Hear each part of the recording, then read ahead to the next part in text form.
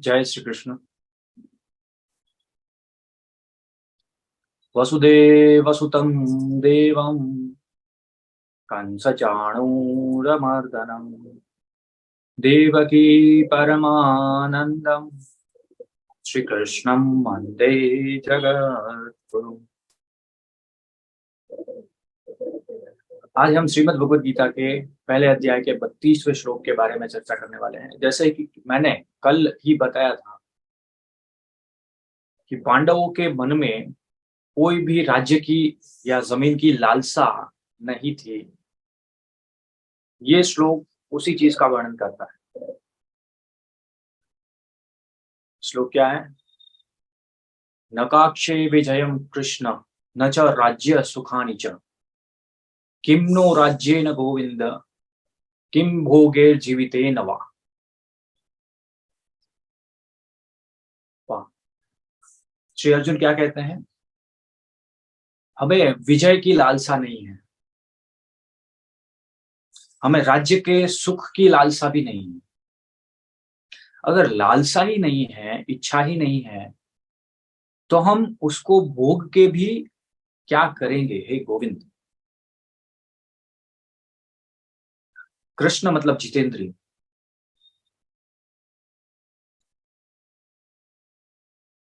कृष्ण के अंदर सब कुछ आ जाता है, समस्त संसार आ जाता है। ये दिव्य नाम है कृष्ण।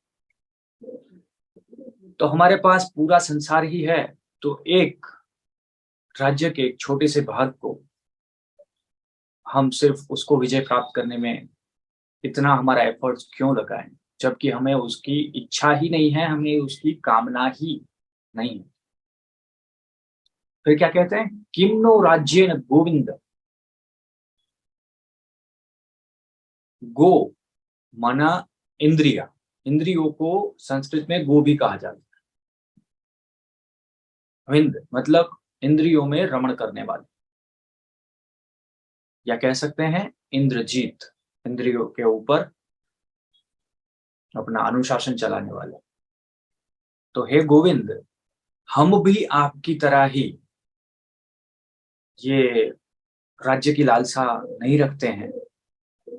हम भी इंद्रजीत ही हैं, यानी कि काम क्रोध लोभ मोह मद मत्सर, ये 6 दुर्गुण जो हैं उससे हम परे हैं।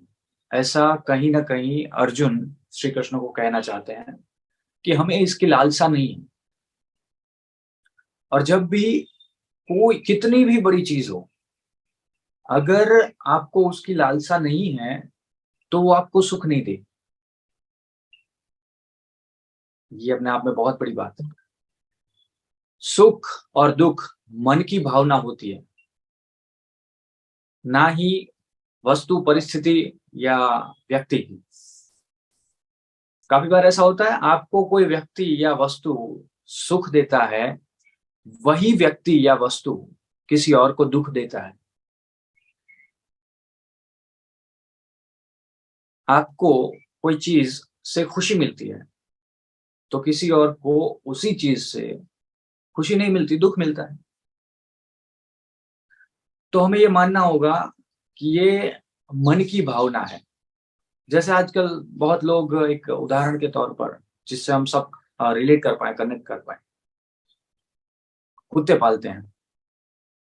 तो क्या ऐसा होता है कि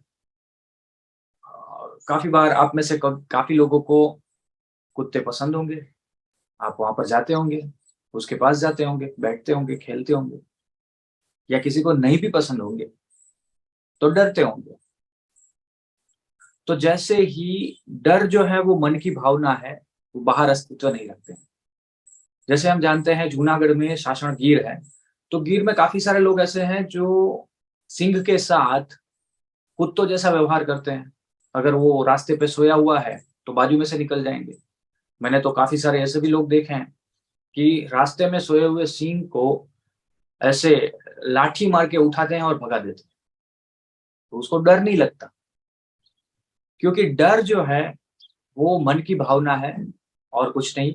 ऐसे ही जो राज्य करने की लालसा है, कामना है, और उससे जो भोग मिलता है और खुशी मिलती है, वो खुशी भी मन की भावना है।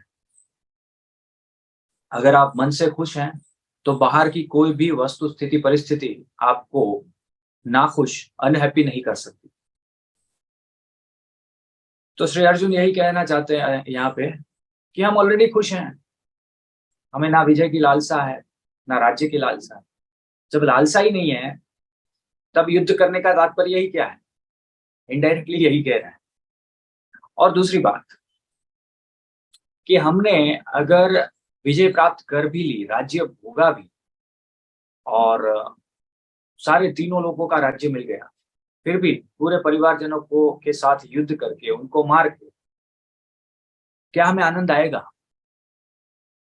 अगेन यहाँ पर क्या बात आ गई? मनोभाव की।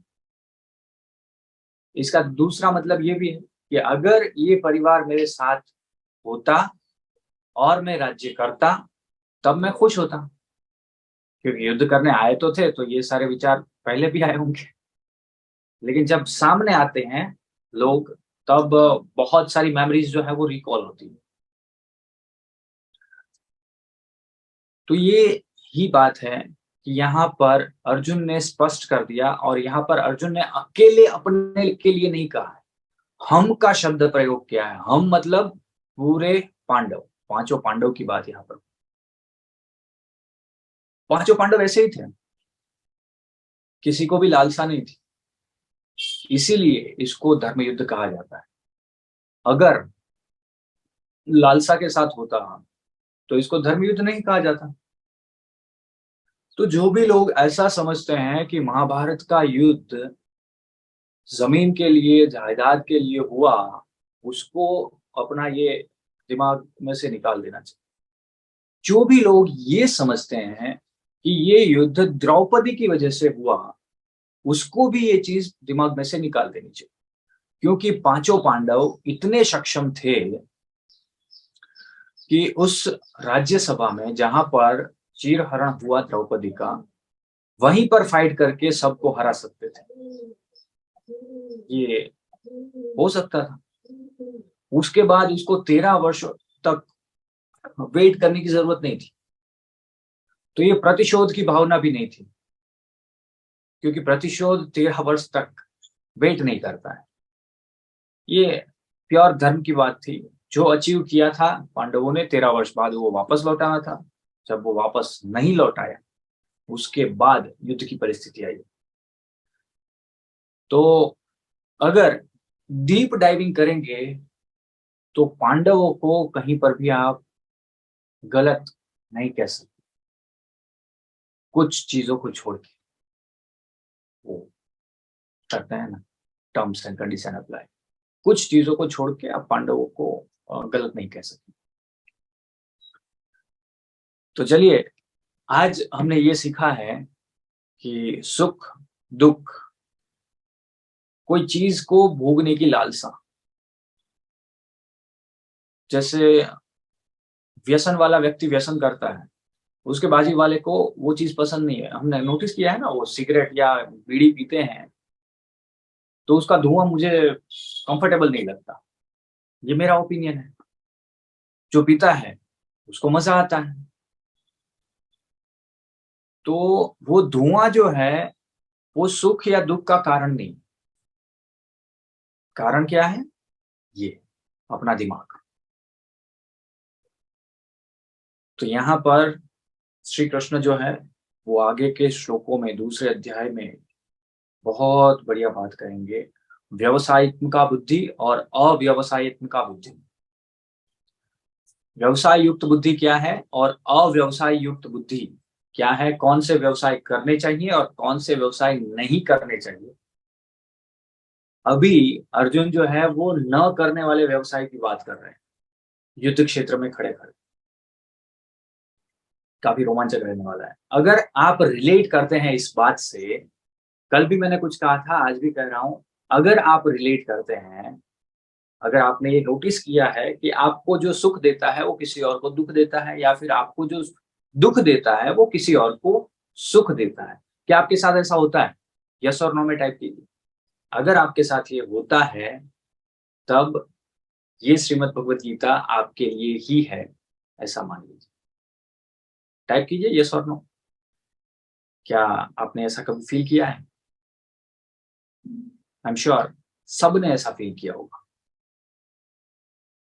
चलिए, कल हम वापस से मिलेंगे ऐसे ही एक अर्जुन के तर्क के साथ कि युद्ध क्यों नहीं करना चाहिए। यस, हार्दिक भाई सेज यस।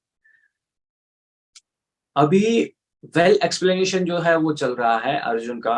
अब देखो, अर्जुन के गुरु भी कोई सामान्य नहीं थे।